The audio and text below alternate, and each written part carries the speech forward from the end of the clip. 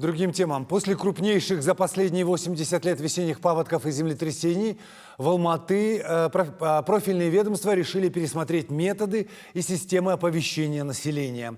Глава государства поручил создать комитет по предупреждению ЧС. Основные функции и полномочия будут прописаны уже в этом месяце.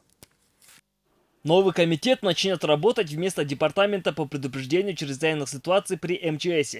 Только функционал будет гораздо расширенным и углубленным. Чтобы бороться с природными и техногенными катаклизмами, ЧСникам приходится постоянно обновлять методы предупреждения и ликвидации, ведь за эти годы в их сторону было немало нареканий. На прошлой неделе в Алматы прошло командно-штабное учение. Проверяли как раз-таки систему оповещения. Текстовые испытания системы массовой рассылки сообщений Масс-Алерт по технологии Cell Broadcast показали, что сообщения в радиусе 10 километров доходят до пользователей операторов сотовой связи в течение 63 секунд. Тем временем госорганы стали не только полагаться на зарубежную технологию, но и опробовали систему оповещения отечественных специалистов.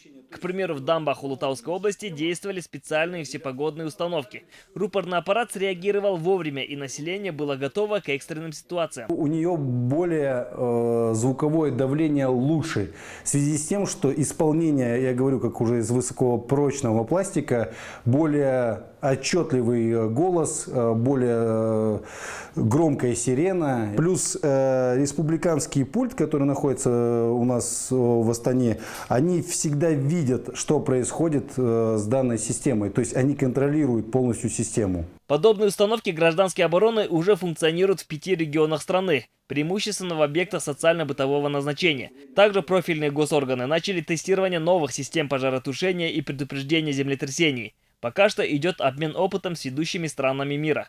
Ильям Анраимбеков, Ринат Абулхаиров, Информбюро.